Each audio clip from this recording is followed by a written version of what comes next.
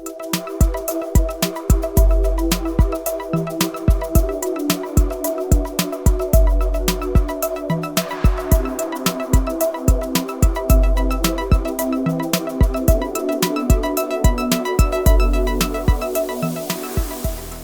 nombre de Criminal Forense les damos la cordial bienvenida a esta ceremonia de presentación del libro Descuartizamientos. Queremos reconocer en la mesa de honor, en primer lugar, al doctor José Antonio Neira Flores, juez de la Corte Suprema de Justicia del Perú, director de la Escuela de Formación de Auxiliares Jurisdiccionales Administrativos. También a la doctora Maruja Fernández Bustamante, presidente de la institución Criminal Forense. También contamos con el doctor Jorge Luis Vázquez Guerrero, médico legista y docente universitario, al doctor Moisés Ponce Malaver, coautor del libro Descuartizamientos. En esta oportunidad, el doctor Jorge Paulet Banrel, autor del libro, no ha podido llegar para poder acompañarnos a este evento. Para iniciar el programa, vamos a presentar al doctor José Antonio Neira Flores con un análisis del libro Descuartizamientos. Bien, le damos su tiempo al doctor José Antonio Neira Flores y lo recibimos con un aplauso. Buenas tardes, señor doctor Moisés Ponce Malaver.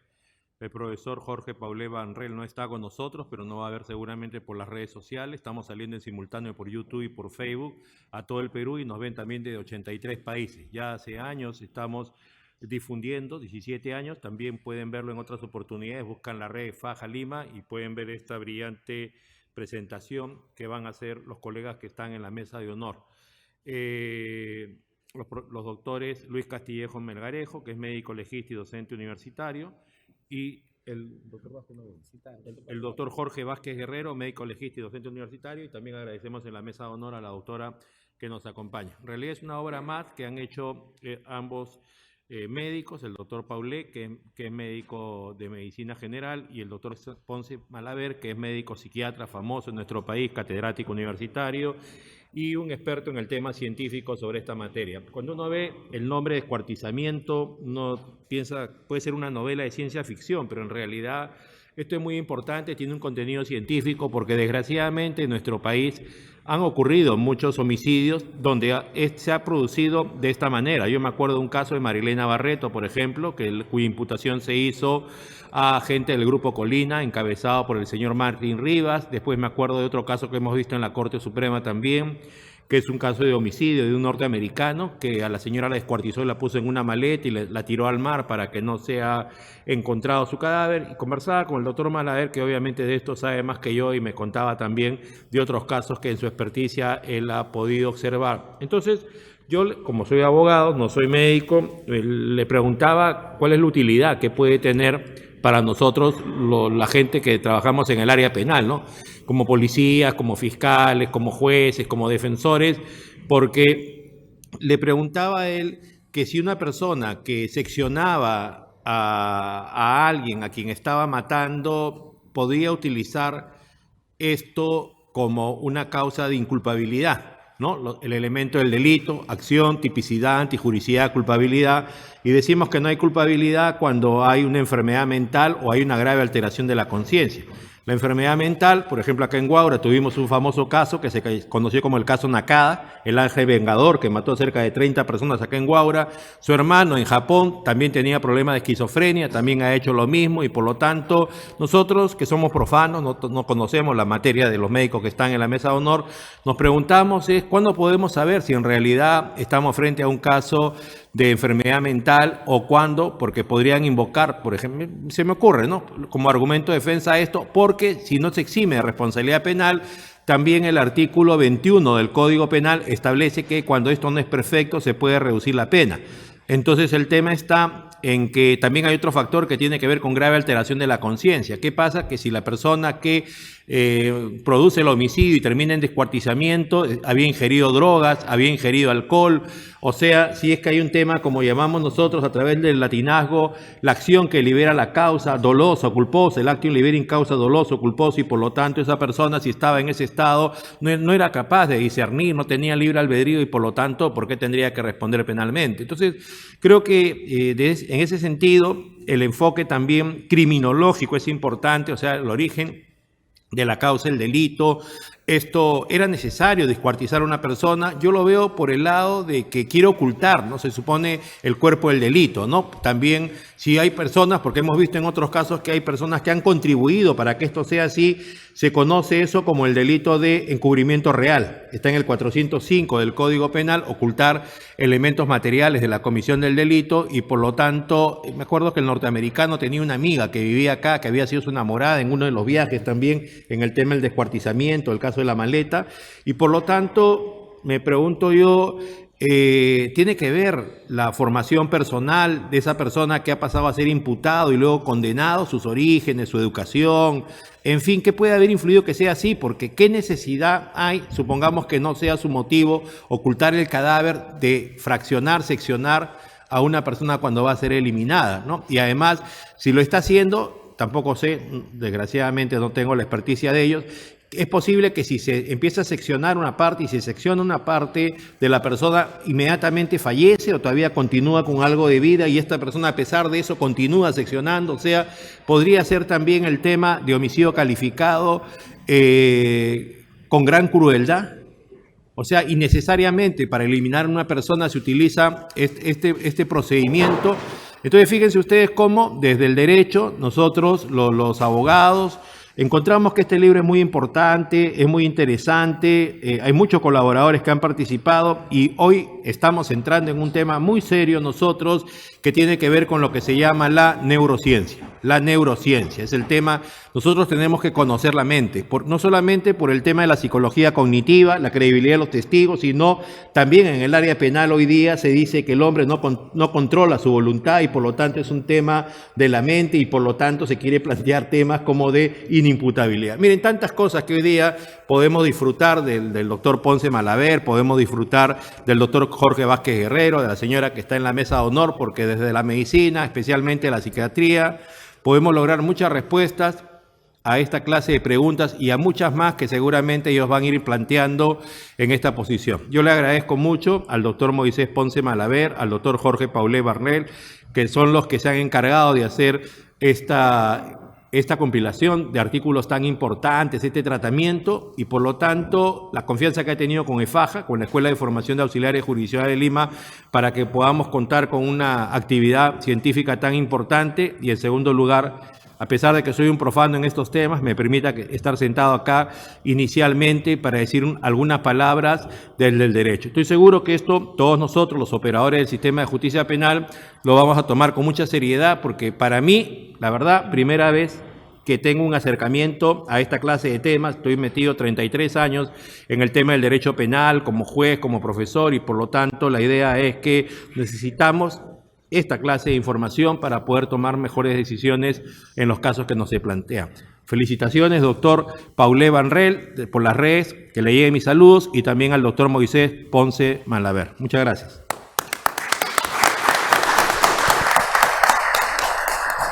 Bien, agradecemos las magníficas palabras del doctor José Antonio Neira Flores en la presentación, el análisis del libro Descuartizamiento. A continuación, vamos a dar un tiempo a la doctora Maruja Fernández Bustamante, presidenta de Criminal Forensic, para que proceda a hacer un reconocimiento al doctor José Antonio Neira Flores.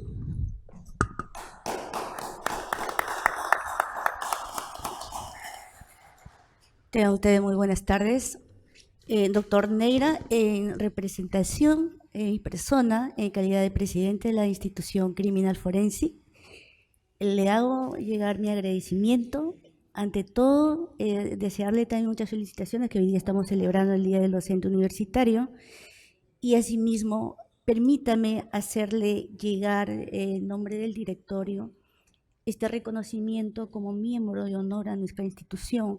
Asimismo, agradecerle porque usted, en la medida como profesional y en el transcurso de todos los procesos de la sociedad que llevamos en este mundo de las ciencias forenses, como abogado que somos, es tan importante tener el conocimiento y difundir para que todos nosotros como profesionales tuviéramos la capacidad y el dominio como debe ser y hacer una verdadera justicia, ¿no? Eso es lo que esperamos en bien de la sociedad. Entonces, permítame hacerle llegar el reconocimiento, por favor.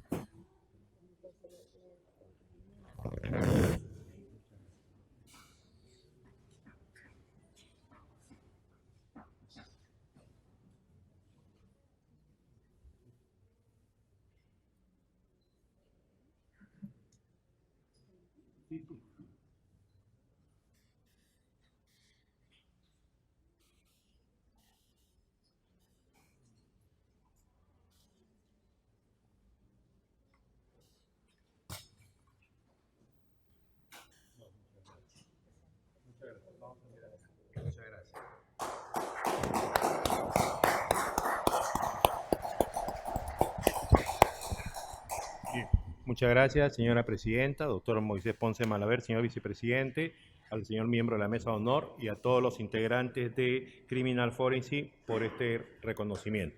Muchas gracias.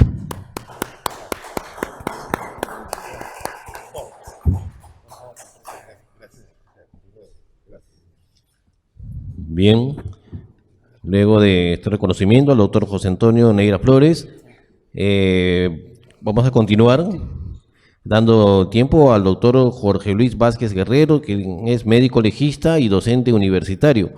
Él nos va a dar una exposición con el tema abordaje médico legal de cadáveres descuartizados. Recibimos al doctor Luis Vázquez con un fuerte aplauso.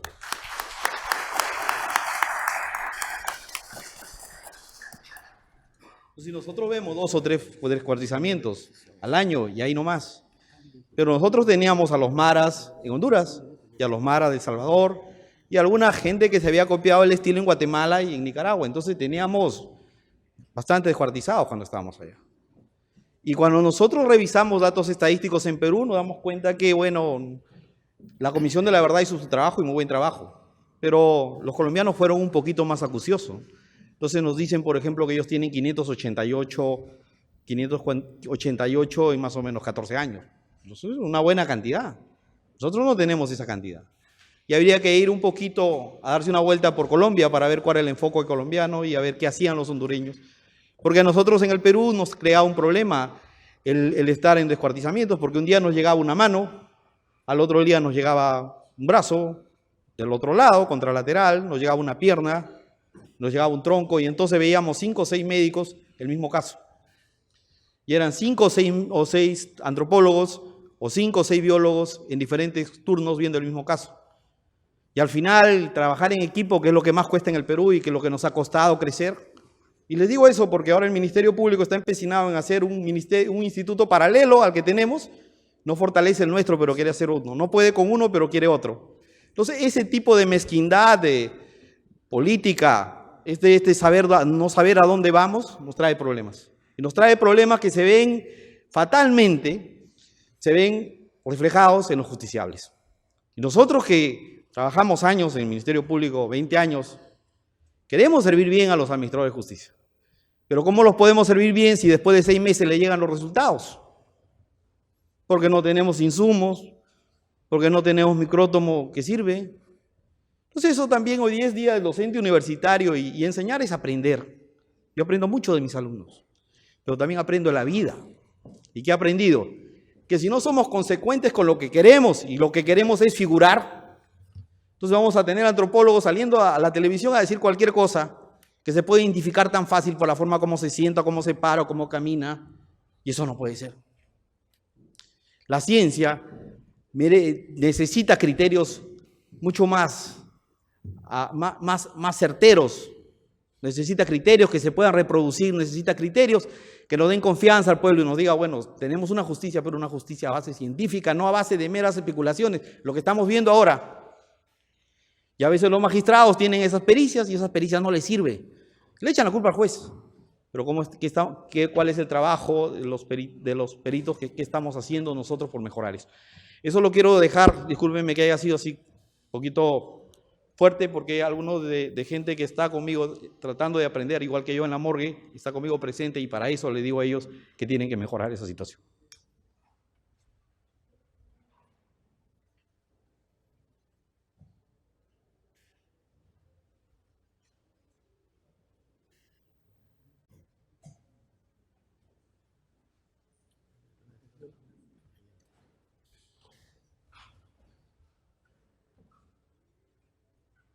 Este era un video, lamentablemente no hay internet, entonces no lo podemos ver, pero este es un caso sencillo, muy sencillo, que todos quisiéramos tener estos casos de descuartizamiento. Esta es una persona que tiene una mentalidad, creo que el doctor Moisés nos va a hablar mucho más de él, una personalidad increíble, y que mató a una persona por el solo gusto, por el solo placer de hacerlo, y que esparció los restos cerca, pero a una parte de esos restos que esparció se los comió. Entonces, algunos tienen trastornos severos, pero la mayoría que nosotros hemos visto, o sea, los pocos casos que hemos visto, los que hemos compartido, hay trastornos mentales, de hecho. Pero hay otros que dicen, ¿y qué hago con el cuerpo ahora? ¿Qué hago con él? ¿Qué hago con el cuerpo ahora? No lo puedo transportar. ¿Qué voy a hacer con el cuerpo? Entonces lo fragmento. O es mucho más fácil moverlo porque el cuerpo es muy grande, entonces ¿cómo lo voy a esconder? ¿Dónde lo voy a disponer? ¿Dónde lo voy a meter? No tengo un recipiente tan grande, entonces lo fragmento. Entonces, hay algunas clasificaciones desde la Casaña en 1888 que lanza su primera clasificación y lo pone religioso, judicial, etc. Y vienen muchas otras más que se ajustan un poco más a lo que vamos a tratar de explicarles ahora.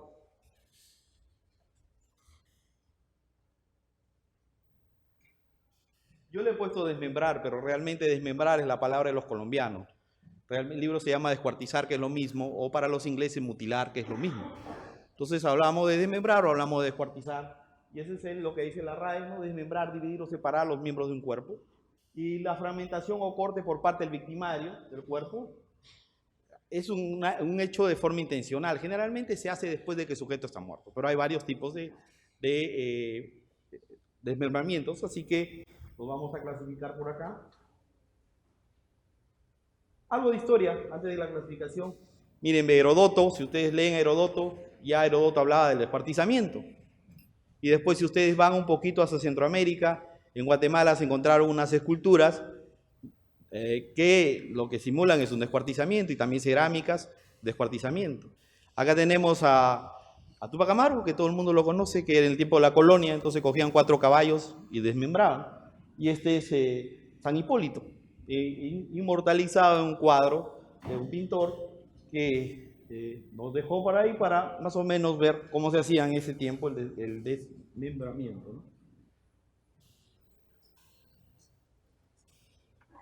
Para nosotros es un reto, porque primero el médico forense tiene que tener un equipo y apoyar un equipo, si no, solo no puede hacer, es un trabajo multidisciplinario, entonces tenemos que tener al antropólogo a nuestro lado, al biólogo, al odontólogo, tenemos que tener a los señores de patología, a los señores patólogos, tenemos que tener a los señores químicos toxicológicos, pero fundamentalmente 4 son los que tienen que entrar a esto, que son el antropólogo, el biólogo, el odontólogo y el médico forense. Este es un equipo básico.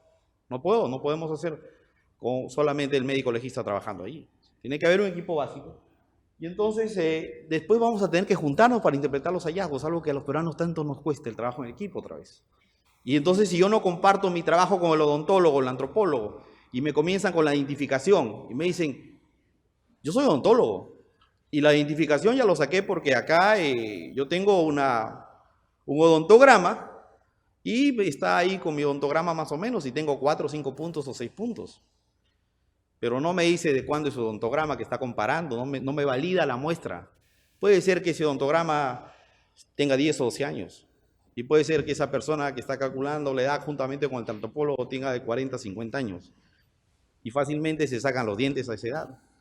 O puede hacer que los sobregiros, las diastemas o las demás características no estén tan acorde. Entonces hay que cruzar información con los demás peritos, los antropólogos. Si podemos, dactiloscopía también, y si ya no podemos, bueno, será ADN, pero es lógicamente no solamente para eso, sino para interpretar también las lesiones, tanto en tejidos blandos como en tejidos duros, y ahí el antropólogo nos ayuda bastante. Entonces, en tejidos duros, tendríamos que tener una unidad para a sacar conclusiones que les sean útiles a los magistrados.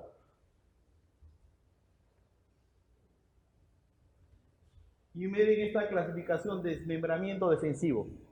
¿Y qué quiere? Quiere desprenderse del cuerpo, quiere eliminar al cuerpo, quiere en otras formas ocultar el cuerpo. Va buscando impunidad. Quiere transportar el cuerpo y comienza a pensar dónde lo dispongo, cómo lo dispongo.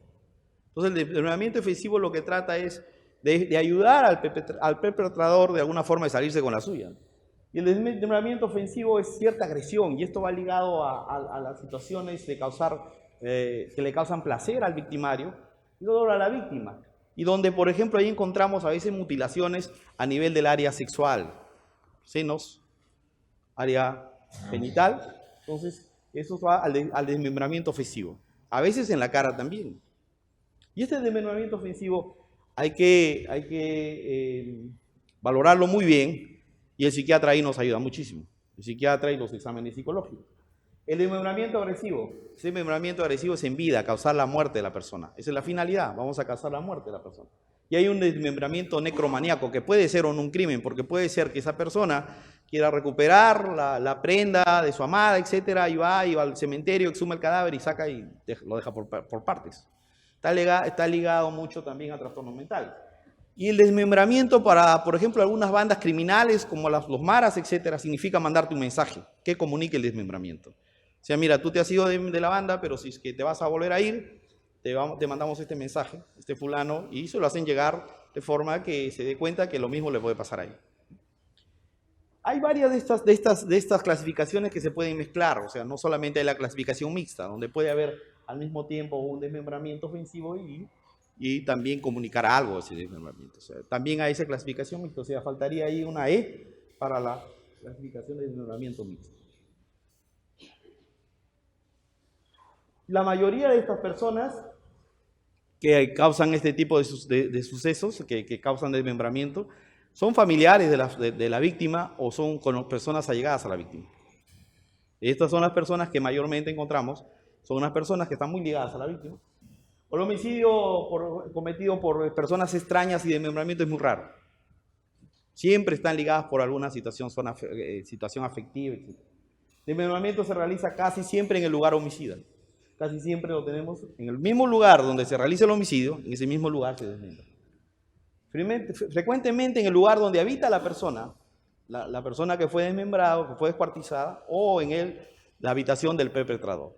Y también puede ser en zonas solitarias, también lo hemos tenido, pero más en este tipo de habitaciones o de residencia de la víctima o del perpetrador. Generalmente algunos pueden ser planeados. Rara vez hay desmembramientos de origen serial, pero siempre hay que tratar, cuando uno evalúa un cuerpo, de buscar cuál es el modus operandi al momento de descuartizar. Hay algunos que tienen alguna predicción por sección de tal área, algunos que tienen, por ejemplo, que no solamente utilizan un solo método, hay unos que aparte de desmembrar queman al cuerpo, y aparte de quemar al cuerpo, como un caso en Bogotá, le echan ácido nítrico, lo ponen a unos barriles y lo someten a ácido nítrico con el fin de deshacer todo el cuerpo. Y lo que soportan muy bien ahí son los dientes. Los dientes soportan muy bien al ácido nítrico y le cambian la coloración a un marrón negruzco.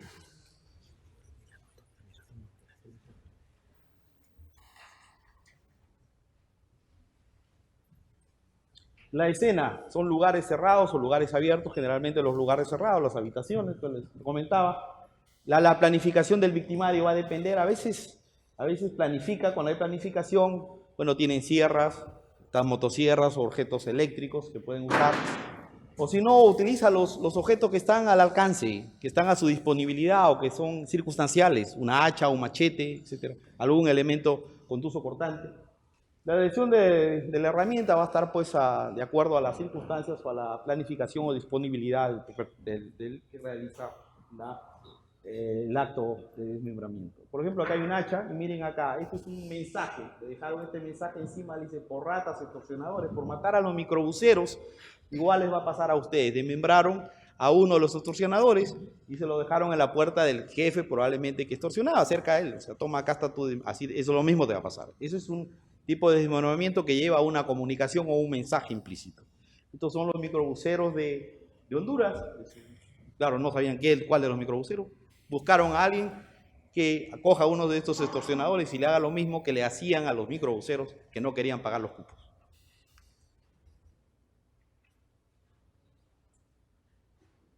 Disposición de los cuerpos puede ser en muchos lugares, pueden enterrarlos, pueden hacer un muro, hacen un muro y lo colocan dentro del cuerpo, dentro del muro, otros los llevan al agua. El problema es cómo los llevan. Los llevan a veces en maletas, en bolsas plásticas, porque es mucho más fácil. Y ahí tenemos mucha información. Bolsas plásticas, otros en contenedores. en alfombras, en sábanas, etc.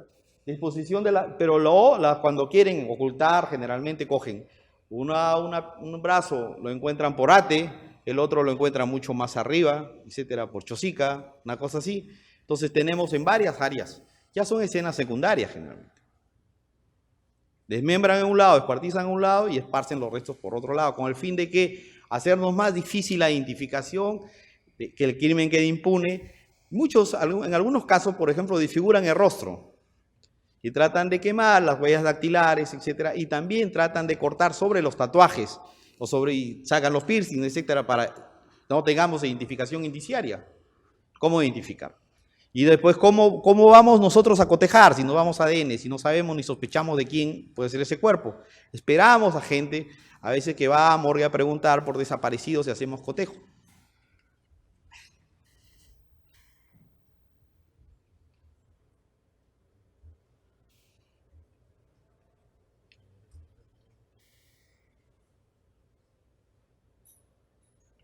Mire, por ejemplo, esto está en agua, es una pierna nada más, es una pierna. Lo que sí, por ejemplo, un consejo que les doy, porque acá también veo a mi amigo Giraldo, policía de años, que le diga a sus policías, que cuando vean una pierna no corten pues la pierna. Entonces una pierna la encuentra pútrida y corta los bordes. Entonces el médico se puede confundir. ¿Por qué? Porque en el borde uno va a buscar la vitalidad. En el borde va a buscar la vitalidad. Si es que el tejido ha sido vital o no ha sido vital, si fue hecho en vida o no fue hecho en vida, ¿no? Si me quitan el borde, donde sangró la herida, donde puedo encontrar infiltrado hemorrágico en los tejidos, voy a tener problemas. Y hay algunos tipos de patrones de corte. Los tipos de patrones de corte en un perpetrador, en un victimario, no va a ser igual que el que hace el cirujano para amputarle la pierna porque tiene usted alguna patología. Entonces, si me cortan el borde, me quedo un poco en el aire. Porque yo puedo inferir cómo este corte es quirúrgico o no es quirúrgico.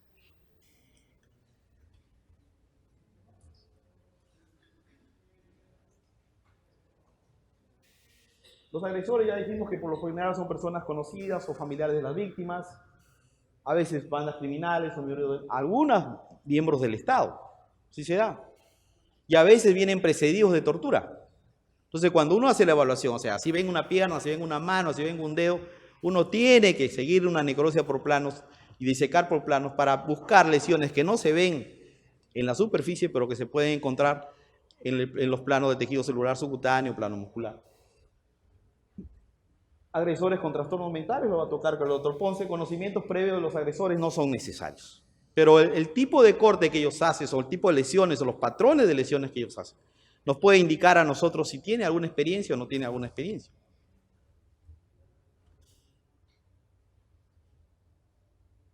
Como les decía, ya es el análisis multidisciplinario. Hay que establecer, a veces encontramos más, ¿no? Se encuentran 4 o 6, y entonces hay que tratar de ubicar el número de individuos. ¿Cuántos individuos son?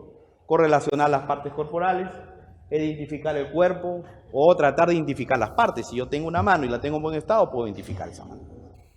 Y si no, tengo un hueso, tengo una tibia, si que tengo sospechoso y tengo un cotejar mediante el ADN, lo puedo identificar.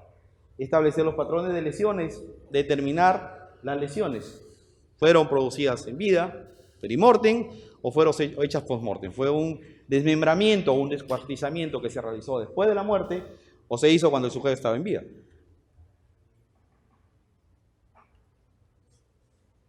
Una de las cosas que a nosotros sí nos causa problemas, es decir, que nos ayuda mucho a antropología ahí, es cómo calculamos nosotros el tiempo de muerte. El tiempo de muerte, la causa de muerte, me llega un brazo nada más. Y después de una semana me está llegando una pierna y nunca apareció el tórax. Yo no tengo lesiones ni en la cabeza, no tengo lesiones en el cuello, pero no tengo el tórax. ¿Y de qué mato a esa persona? Porque tengo los demás, pero no tengo todo. Entonces, establecer la causa de muerte a veces no es tan fácil.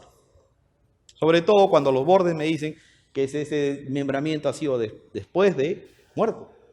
Determinar el tiempo de muerte. Por ejemplo, miren, hay una cabecita ahí. Hay una decapitación. Entonces, ¿yo qué voy a hacer? Si este viene antes de 24 horas, feliz.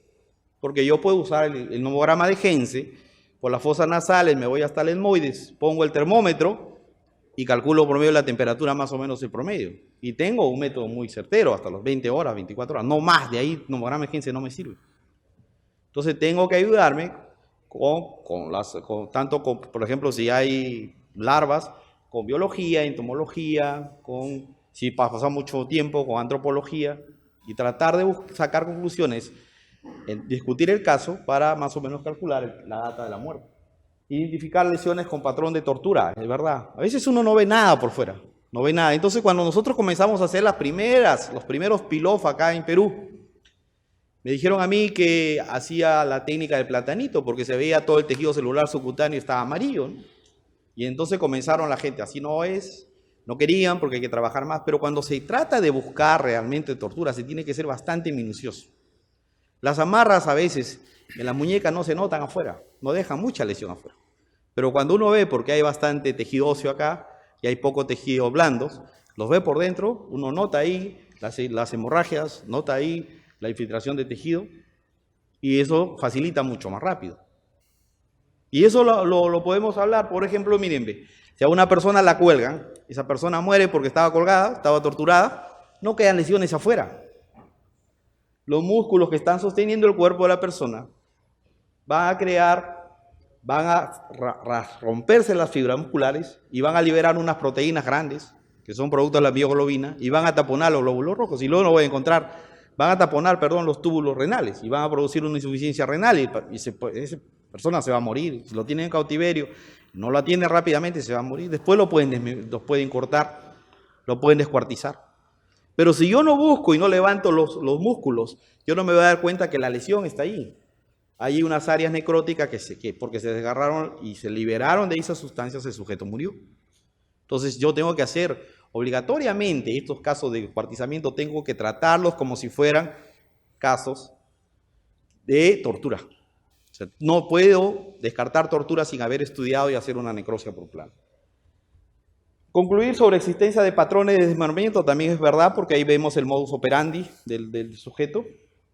Documentación y perenización es importantísimo, pero des en cuenta, nosotros somos una morgue de referencia y no tenemos un solo fotógrafo forense. Y queremos crear otro instituto de medicina legal. Entonces no tenemos un solo fotógrafo forense en Morgue Central de Lima. Y no tenemos tampoco, los médicos no nos han capacitado para tomar fotos. Tenemos que ponernos los guantes, quitarnos los guantes, estar tomando nuestras propias fotos. Y encima ahora sacan una resolución, entre comillas, que quieren que la necropsia dure 2 horas. Yo voy a poder estudiar todo, levantar todos los músculos en 2 horas. Entonces yo no sé cómo buscamos calidad y cómo buscamos mejorar y ayudar a los operadores de justicia. La revisión del estado de embalaje es necesaria. Esto hay que tener mucho cuidado. Huellas dactilares se pueden perder, algunas evidencias, trazas, o sea, muy pequeñas también se pueden perder. Hay que usar estas luces forenses que las compramos hace como 5 años y que ya no las usamos. Se perdieron varios tiempos, se perdió sin poder usar. Hay que tener cuidado. Hay que, primero también cuando recibimos los restos, lo primero que tenemos que hacer es, ¿verdad? Porque a veces han fallado, se trajeron un gato y creían que el gato era un feto. Hay que ver, ¿es realmente son restos humanos o no son restos humanos? Porque a veces nos quedan un amasijo, o sea, fragmentos nada más, y entonces después me salen con el cuento como veía así, doctor, pero yo he necrociado un cuy, ¿eso de qué nos sirve, no? Lo hubiese freído y teníamos todos un pedazo de cuy. Y entonces, miren, hay que tener cuidado no solamente con la envoltura, sino también tener cuidado con las cintas adhesivas que se utilizan o las soguillas que se utilizan. Y hay que trabajar en mano con la gente criminalística. Y ahí sí es necesario criminalístico. O sea, yo soy médico legista, sí, pero yo no voy a abrir ese envoltorio, no voy a romper el sitio, mientras tiene que analizar primero criminalística. Y lo primero que tiene que buscar ahí es huellas dactilares.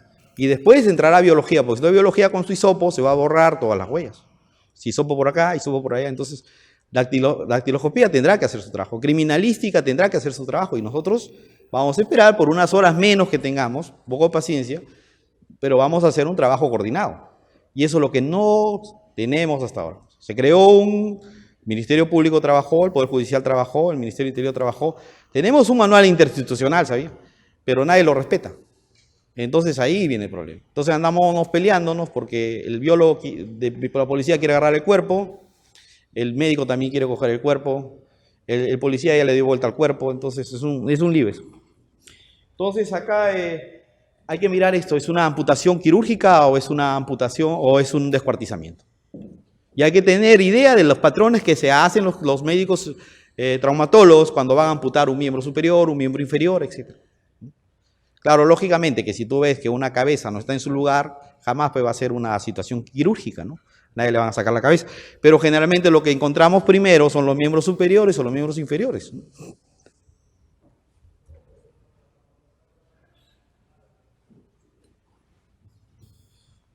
Bueno, llegado, por ejemplo, este es un caso ahí, llegado a la morgue, lo que tenemos que hacer es organizar las partes del cuerpo. Vamos a tratar de colocar o vamos a tratar de reconstruir el cuerpo del sujeto. Identificar la contextura, los signos de autocuidado, etc. Considerar también acá, hay que considerar la exposición a animales carroñeros que haya en el lugar. ¿Saben por qué? Porque a veces, por ejemplo, hay gatos, hay perros, o a veces en otros sitios hay liebres o conejos, otros que hacen su trabajo. Entonces uno se anda matando ahí y dice, ¿y esta lesión cómo se produjo?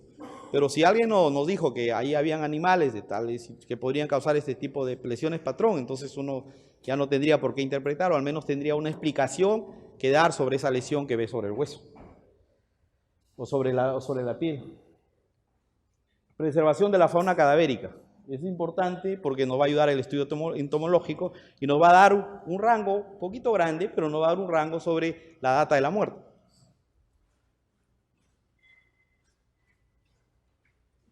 Descripción de las prendas de vestir. Y acá sí hay que tener bastante cuidado también y el estado de las prendas, la existencia de soluciones de continuidad, los desgarros. Y hay que ver si son desgarros, por ejemplo, por tracción, que van a dejar como unas pequeñas hilos hacia los lados. Se ve que ha habido tracción, las manchas y recolección de evidencia traza sobre la ropa, que pueden haber también fibras, en los contenedores también pueden haber fibras, eso con las luces forenses se pueden identificar, criminalística hace su trabajo y puede identificar algunas fibras. Descripción de los bordes, ya les dije, ruptura de ropa interior, sospecha de delito sexual, y acuérdense ustedes que en la ropa interior el semen puede ser recuperable mucho más tiempo que en la vagina, entonces hay que cuidar la ropa interior. Y tenemos ahí un ADN. Tenemos un ADN que es el ADN mitocondrial que lo podríamos usar para ver quién fue el que depositó su semen en la vagina de esa víctima.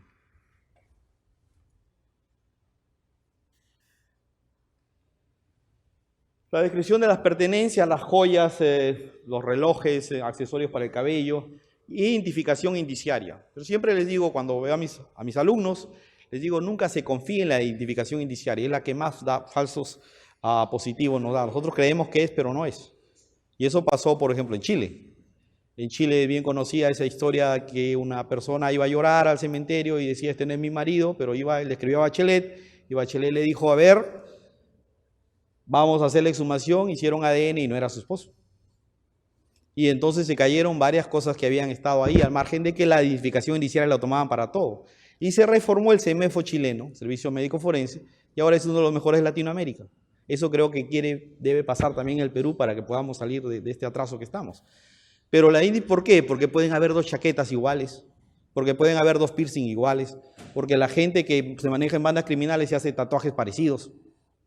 Entonces, es una referencia. Y aquí aprovecho para decirles algo que yo lo veo por la televisión y me da risa, porque lo que realmente se hace en la televisión es un circo sobre los casos forenses. Por ejemplo, salen a hablar de que el escáner forense es lo máximo y que da 100%. Jamás el escáner forense te va a dar 100%. Y tiene muchas falencias. Puede ser un criterio, un subcriterio, sí, perfecto, hay que tomarlo en cuenta. Pero como que con el examen forense yo saco que tal señor estuvo en tal sitio, o que, pues eso es increíble. Esas situaciones se están dando. Entonces, cuando los señores peritos entregan a los señores magistrados sus conclusiones, no faltará un perito de parte que dirá, bueno, acá hay trabajos serios que dicen que lo que usted está diciendo no es certero. Entonces, hay protocolos del año 97 en medicina legal. Imagínense, el año 97, 22 años que no se actualizan. 22 años que la ciencia se quedó en medicina legal ahí parada, estancada.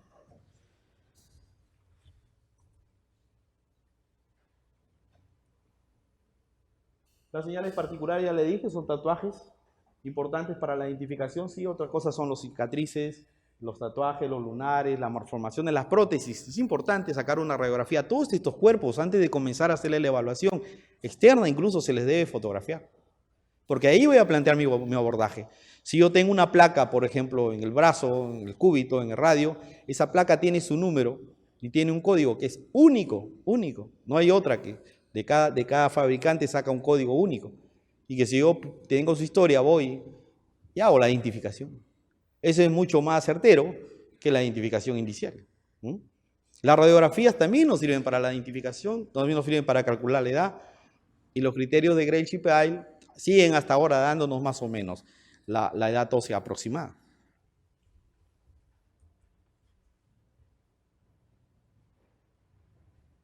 Descripción de lesiones, ahí hay unas zonas que no se ven muy bien, pero son los sitios donde generalmente se cortan. Hay que ver cuántos fragmentos tenemos. Y hay que cuidar los fragmentos. Hay que cuidar los fragmentos, porque a veces cuando transportan los fragmentos salen, oye, habían 6 dedos y ahora tengo 4 dedos. Y eso pasó en Huánuco, ¿no? Entonces, eso se tiene que cuidar, es una evidencia. Si uno pierde una vez de estos fragmentos, está perdiendo evidencia y es responsable por ello. Ubicación anatómica de los sitios de corte, especificar si se ha realizado desarticulación. No ha habido corte del hueso, se ha desarticulado. Entonces, ahí no hay corte en el hueso. O se ha cortado el hueso, o se ha cerrado el hueso. Fotografiar en varios planos ayuda muchísimo porque la fotografía ayuda a los ojos del perito. Uno puede revisar las fotos y puede sacar de ahí algunas minucias, más ahora que hay fotografías y con bastante resolución que uno las puede ampliar. Descripción morfológica de los extremos seccionados, describir borde de los tejidos blandos, y ahí tenemos que buscar siempre lo que es vitalidad, básico vitalidad. Si hay infiltrado hemorrágico, si hay coágulos, si hay retracción de tejidos. Si hay retracción de tejidos, si hay coágulos. Bueno, de todas maneras tengo que mandar, así viéndolos, fotografiarlos y mandarlo a anatomía patológica para que me confirme la vitalidad de las lesiones. Buscar evidencia de métodos usados para eliminar el cuerpo. Por ejemplo, hay unos que los incineran, como lo dijimos, otros utilizan métodos corrosivos. Inspeccionar signos de trauma, trauma perimortem. Una de las cosas que nos ayuda en la radiografía también es buscar cuerpos extraños. Por ejemplo, sujetos que los desmembraron, los descuartizaron después de haber recibido un balazo en un proyectil de arma de fuego en el cráneo, que puede estar dentro del cráneo, en el tórax, etc. Nos ayudan la radiografía. Y esto que ven ahí es una necropsia que debería ser en X, porque las necropsias para derechos humanos son en X. Pero dejamos un sitio al centro porque nosotros teníamos que tratar de más estéticamente este cadáver. Era un periodista que estaba en contra de un gobierno regional y que apareció muerto de la noche a la mañana. Y miren acá esta parte. Entonces comenzamos a levantar músculo por músculo para buscar algunas lesiones. Y miren, y usted dice, no, es de más, como dice la gente acá cuando no quiere hacer las cosas por las puras es.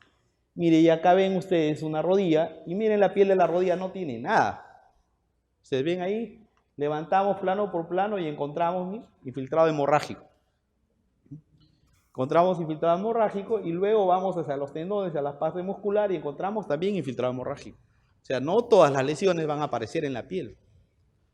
Esto prueba de que él ha recibido golpes con objeto romo antes de la muerte, porque si no nos hubiesen infiltrado los tejidos. Es como coger un pollo de su refrigeradora, usted lo golpea, nos va a sangrar. Los tejidos no se van a infiltrar. Pero esto es claro. Entonces hay que tratar de hacer, y acá abajo estamos abriendo, y tratar de llegar, separar hueso por músculo y llegar hasta el hueso.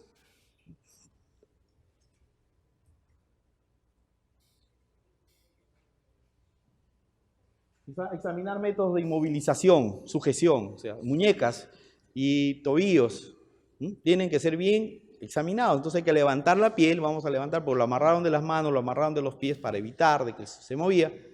Entonces, y facilitar la acción de estos pepetadores. Evaluar la presencia de corte de vacilación, o sea, cortaron el tejido blando, después volvieron a cortar y después volvieron a cortar, porque en parte inexperiencia del sujeto con un cuchillo que quiere cortar un hueso, determinar signos de abuso,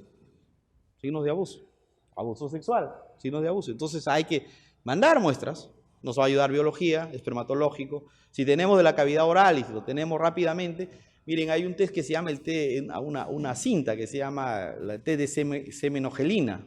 que es específico anticuerpos monoclonales para el semen y que sacas, es como cogerse un hilo dental, pasa el hilo dental y lo llevan ahí y busca esos anticuerpos monoclonales. No cuesta muy caro, ya los usan varios países, pero Perú no lo compra. Pero sin embargo quiere hacer su instituto de medicina legal paralelo. Bueno, cosas de gringos. Buscar cambios post-mortem, en antropología hay que buscar cambios post-mortem, porque puede ser de que después de la muerte, lo encontremos muchos meses después, o reciente, o sea después tenga traumas por animales carroñeros, ¿no? Pero que no, que sean ajenos a los hechos en vida o a los hechos que guardan relación con el evento. Registrar evidencia de miembros de defensa, en las manos, en los pies, en la espalda, porque el sujeto ¿cómo se defiende? Se defiende con las manos, en los antebrazos, pero cuando no puede defenderse así, se echa a correr. Y las lesiones pueden venir en la espalda, o cuando se cae, se defiende con los pies.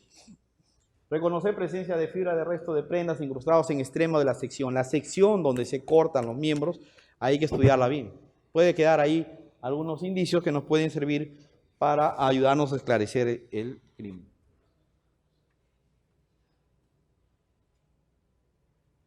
Examen por planos hasta la superficie ósea. Miren, esta es la superficie de corte. Yo les hablaba acá que había que buscar estos bordes. Estos bordes, acá está el tejido celular subcutáneo que es amarillo de la piel. Acá no hay retracción, acá no hay sangre. No hay sangre. Y uno también cuando va a la escena ve eso. O sea, hay sangre, porque si uno después de 24 a 36 horas descuartizan al cuerpo, la sangre no va a haber. Si te descuartizan, va a haber en vida va a haber un charco de sangre enorme. Y va a haber salpicaduras porque se rompen vasos y venas, entonces va a haber otro tipo de patrones, por escurrimiento y también por proyección. Entonces la escena, esa manchita de sangre que a veces las pisamos, es importante mantenerlas intactas. Criminalística ayuda mucho haciendo su trabajo en ese sentido. Documentar lesiones y vitalidad, ya hemos hablado, evaluar superficie de sección. Acá nos ayuda mucho, nos brinda mucha información sobre el tipo de herramienta. Fue un objeto contuso cortante que nos va a dejar un corte ahí y nos va a dejar ciertos patrones. Nos puede dejar, por ejemplo, un corte nos puede dejar el signo de la cuchara. Cuando va angulada, levanta un poco y al momento de jalar desastilla el hueso, se llama el signo de la cuchara. Nos deja una lesión en B, una hacha, por ejemplo, pero si está en el cráneo nos puede dejar hundimiento y al momento de fragmentar también nos puede dejar irradiaciones desde esa lesión.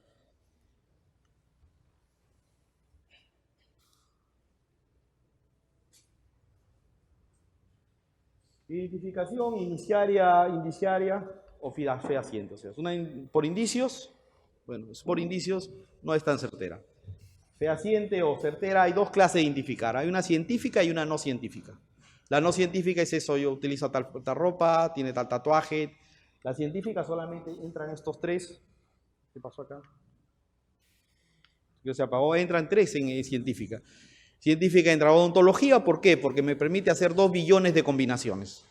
Y si yo tengo 2 billones de combinaciones, lo vuelvo altamente específico y sensible. Sensibilidad y especificidad. Dactiloscopía, porque no hay 2 huellas iguales. Y ADN nos va a dar un porcentaje altísimo, pero recuerden que siempre si yo me pongo a cruzar información de 1000 personas, o sea, 1 millón de cruces, 1000 por 1000, 1 millón, porque tengo que cruzar en un evento que fueran 1000 personas, imagínense cruzar 1000 personas para identificar 1000 contra 1000, 1 millón. Entonces ahí podemos caer en que hasta 2 nos pueda salir falsos negativos. Entonces miren, estas tres, antropología ayuda mucho, sí, pero todas en contexto ayudan cuando se juntan. O sea, antropología dice su parte, odontología dice su parte, biología dice su parte, medicina forense apoya, y se hace un consejo de identificación y se cruza la información. Y entonces al cruzar la información nos vamos a ver, porque tenemos que evaluar 2 cosas. ¿Cuánto de validación tienen los datos que hemos recogido, cómo hemos trabajado el método y cuánto de validación tiene lo que estamos comparando? A veces comparamos no solamente con el hermano del occiso, o comparar con el abuelo del occiso, no es lo mismo. O comparar con un primo del occiso, no es lo mismo. Se va alejando las posibilidades en ADN. Y en odontogramas hay que mirar la confiabilidad de la muestra que lo estamos tomando como referencia para comparar. Otra cosa que les quería decir, porque ya se está agotando esto, miren, nosotros hace 2 años encontraron una pierna, entonces todo el mundo se prepara, cuando encuentran una pierna, mañana llega el brazo, pasado llega el tórax y dice, bueno, al final terminamos 4 médicos discutiendo y algunos que quieren 1 hora menos, o un día más, 2 días más, etc. Ponernos de acuerdo cuál es la data de la muerte. Pero este cuerpo, esta pierna tenía algunas situaciones sui generis. Primero, que era encontrada en un basural. Segundo, que tenía una incisión quirúrgica. El corte era una incisión quirúrgica, en pico de pato. Y esa incisión quirúrgica la había cortado la policía de un costado y la había hecho como un cortado porque querían llevarlo para ADN. Cuando ya estaba media podrida. O sea, no les va a servir ese tejido podrido. Si tenían la tibia ahí, les han pedido. Nosotros también tenemos biología. Pero el protagonismo que gana a ese sujeto que va y dice, no, yo quiero este pedazo, porque me voy a hacer famoso con mi jefe y de repente lo identifico primero. Pero ¿con qué vas a comparar? ¿Y vas a comparar tejido putrefacto? ¿Vas a comparar tejido? No vas a sacar nada. No, igual lo cortó. Entonces, modifica la incisión de pico de pato. ¿Qué nos queda? El hueso. Y en el hueso tenemos que saber cómo corta la sierra Gigli. Porque si no sabe qué patrones deja, entonces mirar cuáles son los bordes, los extremos cuando uno está y ves que hace una profundidad más en el centro, es flexible, deja líneas paralelas y estriaciones muy cortas, y uno le dice, no, esto ya no se echen a buscar, no hagan tanto problema, esta es una amputación quirúrgica. Pero ¿qué más? Entonces la gente dice, ¿por qué lo amputaron? Ya hay que irse a buscar. Si tengo áreas necróticas, vamos a buscar esos vasitos pequeños, vamos a decir los vasos más pequeños para buscar microangiopatía y macroangiopatía diabética que causaron esa necrosis en el pie. Y tengo ahí resuelto el enigma. Pero si modifican cuando van a los levantamientos de cadáver, modifican las lesiones, tenemos problemas. Por ejemplo, yo veo ahora que van y los peritos están metiendo hisopos al orificio de entrada. Por favor, ¿qué están haciendo? Entonces veo que se van a tomar muestras a la escena, pero a veces no toman y vueltas se van a la morgue a tomar lo mismo que nosotros hacemos. Y entonces cuando vamos a las audiencias, resulta que ellos tienen 2 puntos menos en alcohol y nosotros tenemos 2 puntos más bajos. Y de ahí se cogen los justiciables. ¿Qué estamos haciendo nosotros? ¿Qué nos está ganando? ¿El protagonismo? ¿Le hacemos famosos? Eso le está haciendo mucho daño al Perú, le está haciendo mucho daño al Instituto de Medicina Legal y nos está dejando a nosotros como si fuéramos los más inútiles en esa cadena de servir a la sociedad. Porque nuestros peritajes a cada rato son cuestionados. ¿Y cómo lo estamos permitiendo? Que un policía vaya a la morgue y saque muestra sin que haya una cadena de custodia. Yo se lo digo a los señores abogados. Señores abogados, pregunten, ¿dónde está tu cadena de custodia de esto? ¿Quién le dio al médico legista la potestad de entregarle a policía muestras? ¿Dónde están los derechos de los justiciables? En una real transparencia y en cuidar las formas. Pero si no cuidamos las formas. Y sobre eso salimos abanderados de la lucha contra la corrupción. Es realmente preocupante. Bueno, esto creo que no se arregla. Yo les dejo la presentación ahí. Lo que yo sí les digo es que cuando uno va a valorar una prueba, siempre tiene que acordarse de algo. Yo creo que el sistema peruano, a mi modesto entender, tiene algunas falencias en cuanto a cómo valoran la prueba. Cuando la prueba se basa de ser científica o se dice que es científica, como la que tratamos de hacer nosotros, tiene que tener algunos criterios y no solamente dejar que el juez tome lo que diga el perito, porque la mayoría de peritos, sobre todo los peritos de parte, son de parte. Van a sacar la cara por alguien. Están pagados. No son tan imparciales. Y entonces hay criterios que los utiliza Colombia, que los utiliza Estados Unidos, Inglaterra, otros países. Pero en el Perú en algún momento tendrán que mirar los ojos hacia atrás y buscar los criterios de Frey, los criterios de Daubert que ya pasaron, o los criterios de Cumo que están ahora en boga, sin quitarle la libre deliberación de los señores magistrados que para eso estudiaron y que saben cómo aplicar las leyes.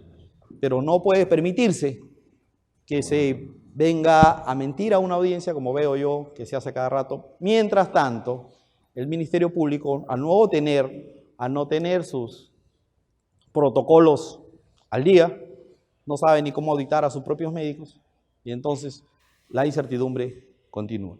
Les agradezco mucho por la paciencia que han tenido de escucharme y les pido disculpas si en algunas cosas he exagerado. Muchas gracias. Bien, agradecemos al doctor Jorge Luis Vázquez Guerrero por esta excelente exposición.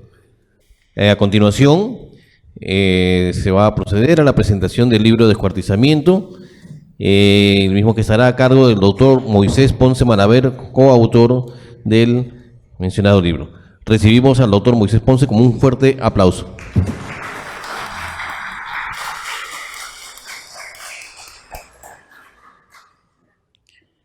Doctora Maruja Fernández Bustamante, presidente de Criminal Forensic, doctor Jorge Vázquez Guerrero, médico legista y docente universitario. También quiero saludar la presencia del doctor Carlos Giraldo Tupayachi, que colaboró en el libro. La presencia también de mi hija, Luz, de Rabillo Hanan, que nos acompaña el día de hoy. Descuartizamientos, ¿no? Leía a Blaise Pascal, que decía que el corazón tiene razones que la razón no entiende. Y en realidad, ¿qué es lo que pasa cuando a una persona se lo descuartiza? ¿No? Entonces, él mismo reflexionaba y decía, me encuentro sumido en la inmensidad infinita de espacios de los que no sé nada y no saben nada de mí. Estoy aterrado. Y efectivamente, cuando nosotros nos enfrentamos a un caso de descuartizamiento, tampoco sabemos qué hacer. ¿Qué pasó? La víctima no siempre es inocente. El agresor tiene sus motivaciones. La situación también habría que estudiarla. Entonces, sí, a nosotros nos causa muchas preocupaciones, ¿no? ¿Y por qué descuartizar? Si usted se da cuenta, el prefijo des significa sin, cuarto, es decir, en 4 partes, y el sufijo flexivo izar quiere decir distribuir. Ahora, generalmente la idea que tiene cualquier persona sobre el descuartizar es que es fraccionar, quebrar, hacer trozos un cuerpo, ¿no? Y sobre todo hacerlo en cuartos o más partes, ¿no? Pero entonces el término viene cuarto, descuartizar, ¿no? Y tiene varios sinónimos. Y nos hemos preguntado, ¿y por qué el nombre? Y muchos dicen que es porque hay 4 puntos cardinales, que porque hay 4 estaciones, que porque hay 4 elementos que se forman en la Tierra, y un largo etcétera. Pero nos vamos a dar cuenta que a un cuerpo humano no se lo puede dividir en 4 partes, como un pollo. Al pollo sí se lo puede dividir en 4 partes, a un cuerpo no. Entonces, no es reciente, por supuesto, ¿no? Entonces, literalmente significa dividir un cuerpo en cuartos, ¿no? En cuartos. Nosotros ya coloquialmente decimos que es despedazar, ¿no? Hacer pedazos o despedazar una cosa, en general, ¿no? Y la idea es para destruirla, para repartirla. ¿Sí? Ahora, la definición forense que tenemos existen 4, que dice que una es la fragmentación, el despedazamiento de un cadáver. Ahí ya no dice en cuántas partes. El desmembramiento o descuartizamiento en forma de ejecución en la cual se le desprende los miembros de la parte del cuerpo. Es decir, están hablando de los miembros. Y nosotros sabemos que son superiores e inferiores. Pero hemos visto también que lo decapitan, ¿verdad? El descuartizamiento o desmembramiento es la separación, la división o segmentación por cuartos o más partes de un cuerpo, ¿no? Pero la idea es que se divide el cuerpo para separarlo entre sí. Entonces, como ven, es muy difícil llegar a hacer una definición precisa. Entonces, comentábamos con el profesor Jorge Paulet Vanrel de cómo ver ese fenómeno, que no es reciente, ¿no? Lo vamos a comentar cada uno de los capítulos, pero quisiera presentarles al profesor Jorge Paulet Vanrel, ¿no? Que, como ustedes ven, es posgraduado de Medicina de la Facultad Regional de Medicina de Sao José, en Río Preto. Es graduado en Ciencias Jurídicas y Sociales, también por la Facultad de Derecho de San José. Es graduado en Pedagogía, sí, profesor. Es especializado en Medicina del Trabajo, también especializado en Medicina Legal. Tiene un doctorado en Historia Natural, es profesor titular de la Universidad Paulista y profesor de la Academia de Policía en Sao Paulo, Brasil, ¿no? El profesor tiene una vasta producción literaria, ¿no? Mire, tenemos muchos trabajos presentados y algunos de ellos que se han ganado premios, como el último que vamos a presentarlo después, ¿no? Y siempre ha estado en el campo forense, ¿no? Tiene algunos libros, ¿no? Tanto un atlas de medicina legal, odontología legal, antropología forense. Esta es la primera versión del libro de descuartizamientos. En el área sexual también tiene varias presentaciones, como el libro de sexología, las actividades de las lesbianas, las actividades de los gays, ¿no? Tiene un libro de medicina legal, un vademécum y cómo se hacen las pericias judiciales. Vastísima producción literaria del profesor. Juntos, ¿no? Tanto el profesor Jorge Paulet Barrell como quien habla, hemos coescrito 2 libros. El primero, que es sobre torturas, que es su identificación y valoración médico-legal, ¿no? Y el último, que es el descuartizamiento. Entonces, nosotros vamos a ver que hemos estudiado el fenómeno a través de toda la historia.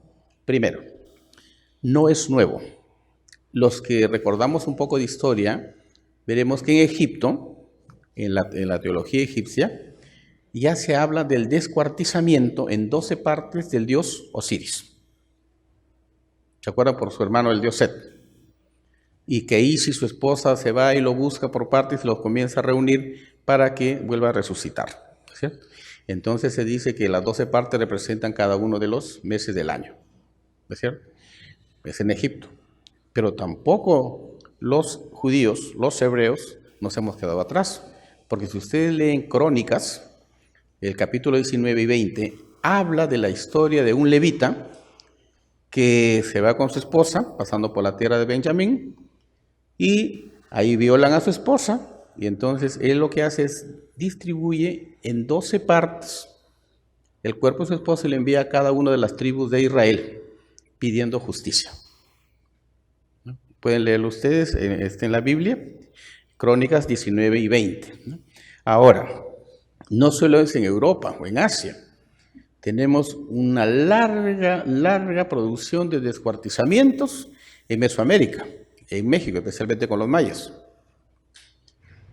Y gran sorpresa, Florencia Bracamonte Ganosa, una antropóloga de Trujillo, han hecho un descubrimiento y están en pleno estudio de más o menos 140 niños que fueron decapitados en Chanchán.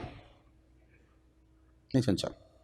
Supuestamente es como un ritual para calmar a los dioses por alguna desgracia que les estaba pasando. En la colonia hemos visto nosotros el descuartizamiento de Tupac Amaru, que es muy famoso. Y en el siglo XX hemos visto que se ha incrementado el número de descuartizamientos. En Perú un poco, pero más en México, por eso de los cárteles de narcotráfico, ¿no? Muy bien. En los últimos descuartizamientos que hemos visto en Lima, recuerden ustedes el caso de Armesta Sansi, que lo descuartizaron y alguien en Breña y lo enviaron a Pucallpa, lo enviaron a Huacho. El último de un periodista, ¿se acuerdan? Del periodista Yactayo, que también lo descuartizaron. Y como decía el profesor Neira, también es conocido por todos nosotros el caso de Mariela Barreto. Entonces, sí ha habido un incremento. Ahora, nosotros el libro hemos estudiado cada uno de ellos. Mire, aquí tenemos toda la historia, la epistemología, la definición, ¿no? Y el estudio del descuartizamiento en diferentes lugares, ¿no? En Israel, en Egipto, en el Imperio Romano también hay muchos santos, por ejemplo, que han sido descuartizados, ¿no? Se hace el estudio anatómico y el tratamiento de los cuerpos en el antiguo Perú. Es un aporte de la licenciada Florencia Bracamonte Ganosa, ¿no?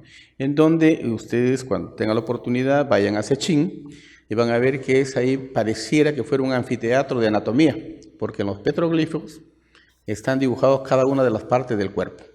Y para dibujar, por ejemplo, el hígado, los riñones, los pulmones, necesariamente tienen que haber hecho una disección o un descuartizamiento, ¿no? Otro capítulo, el tercero, es ver las formas, los tipos, las técnicas y las variantes del descuartizamiento. Y se hace el estudio a través de toda la historia, ¿no? Y, por ejemplo, lo moderno, ¿no? La ley islámica, por ejemplo, ¿no? Cómo se hace algunas sesiones, amputaciones, la decapitación también, como la técnica de la decapitación o el degüello, etc. Hay varias formas de hacer este tipo de procedimiento, ¿no? El cuarto capítulo es el estudio médico-legal sobre la finalidad u objetivo del descuartizamiento, el para qué.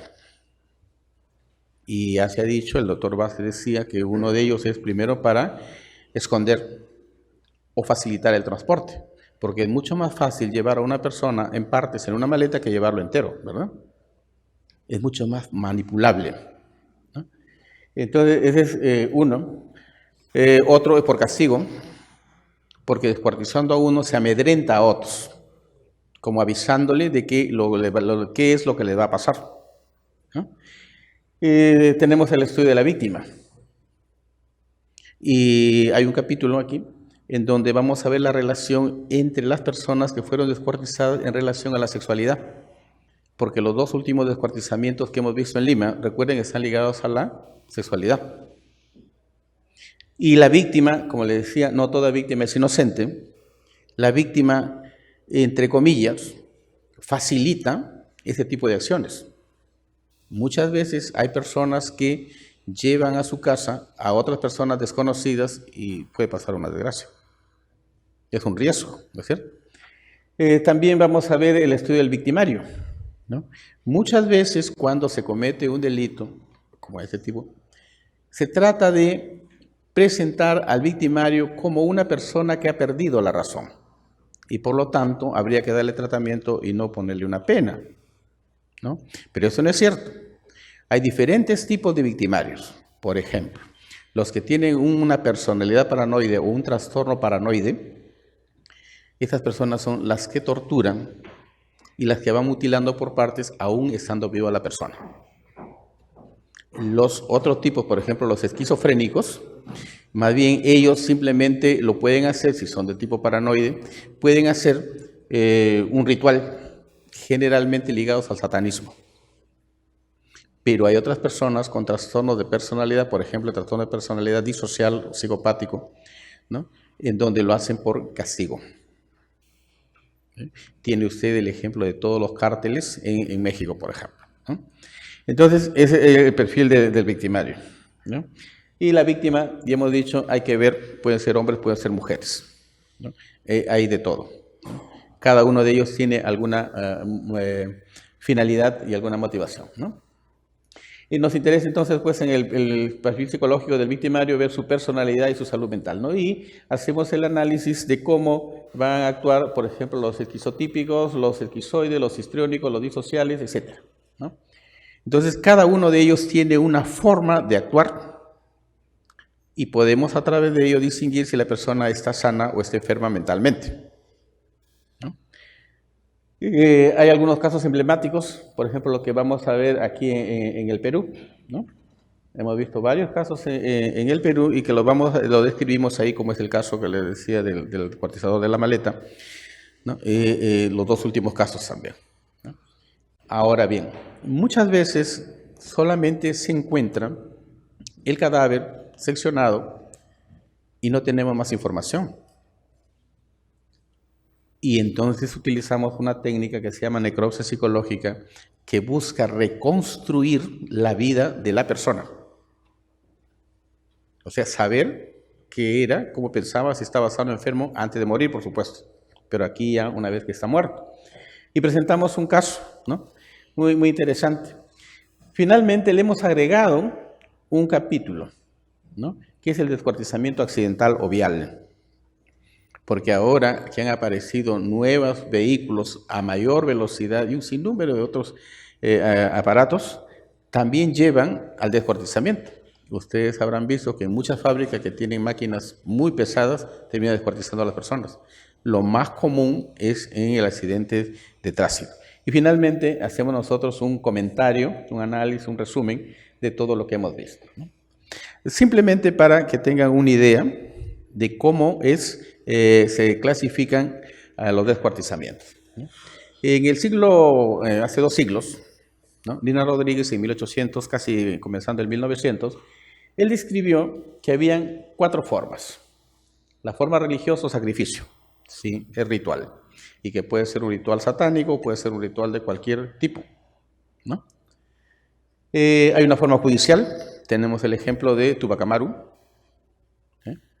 Hay una forma criminal. Posteriormente se le agregó 2 variantes. La ofensiva o pasional, en donde a la persona no solo se lo va a matar, sino que se lo denigra. Y por eso que le amputan los genitales, le amputan alguna parte del cuerpo. Y la defensiva, por ejemplo, también, en donde por el temor de ser descubierto tratan de destruir los restos del cadáver. Hay una variante aquí muy interesante que se llama el microondas. Se ve mucho en Brasil. ¿En qué consiste? Se colocan neumáticos, ruedas, se lo introduce así, apiladas una tras otra, y se lo introduce el cadáver ahí, se le rocía combustible y se le prende fuego. Y tiene un efecto microondas, como si fuera un incinerador de cadáveres que se hace en cualquier morgue o en cualquier parte del mundo, ¿no? La guerrera para, obviamente, amedrentar a los demás. La profesional o anatómica, que es un punto interesante, porque muchas veces yo escuchaba, cuando era más joven, ¿no?, que descuartizaban a alguien y lo primero que decían, ese tiene que haber sido médico o alguien que estudia medicina. Falso, pues, falso. A nosotros los médicos no nos interesa ser muy preciso, porque yo le puedo cortar el brazo, lo suturo, le pongo la piel encima y por debajo no se ve cómo está. Al que le conviene o sabe descuartizar perfectamente es un carnicero, ¿o no? Porque el carnicero necesita que salga todos los lomos, todos los músculos bien bonitos para poder vender bien su carne. Entonces, cuando hay un descuartizador, creo que uno de los últimos son los ligados al sistema de salud. Generalmente son otras personas, aficionados, ¿no? La maníaca o sádica, ¿no? Aquí la persona tiene problemas en su salud mental, ¿no? Entonces, o es un esquizofrénico o es un paranoide, ¿no?, que por diversos motivos van a tratar de desaparecer el cadáver y, por supuesto, con una forma muy peculiar, ¿no? Como dice la misma palabra, de sádico, es decir, lo destroza, lo hace en muchos pedazos pequeños. Hay la forma de multitudes, también hemos visto, por ejemplo, en Azángaro creo que fue, o en Puno, no recuerdo en qué parte de Puno, descuartizaron a una persona. Así una turba lo descuartiza. Ahí no hay orden. Y por último, la accidental, que es la que vemos a diario, ¿no? O bueno, no tan a diario, muy frecuentemente en el suceso de tránsito. Ustedes han visto que cuando hay choques, 2 vehículos se impactan y la persona termina en pedazos. Otro punto es, por ejemplo, el transporte con motocicletas. Son muy frecuentes los accidentes de ese tipo, ¿no? Entonces, usted va a encontrar la descripción de cada uno de ellos, una explicación, ¿no? Es un libro, como ustedes verán, es un libro pequeño, tiene 414 páginas, muy bien, con todos las fotos, con todos los casos que hemos visto, ¿no? Y van a encontrar ustedes ahí bastante divertido cómo explicamos estas formas o este fenómeno como es el descuartizamiento, como para que lo entienda las personas, cualquier persona, en especial los que estamos ligados al derecho y a la medicina, ¿no? A nombre del profesor Jorge Pablo Barrel, le agradecemos, ¿no? Nos manda un saludo desde Brasil, ¿no? Y a nombre mío también, todo Arabá. Muchas gracias.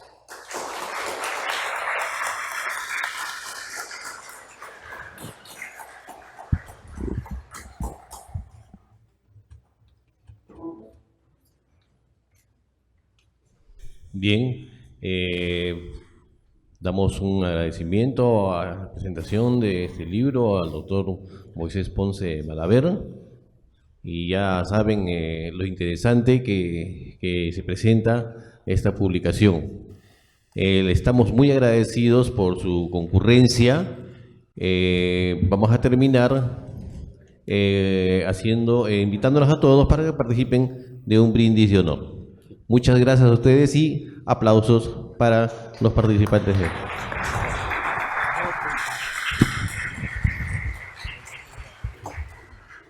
Muy buenas noches. La Escuela de Formación de Auxiliares Jurisdiccionales de la Corte de Lima, a cargo del doctor José Antonio Neira Flores, Les agradece su participación, asimismo a las personas que nos están viendo en las redes sociales, y especialmente a la doctora Maruja Fernández Bustamante por haber participado en calidad de panelista en la conferencia y presentación del libro Descuartizamientos. Un fuerte aplauso, por favor.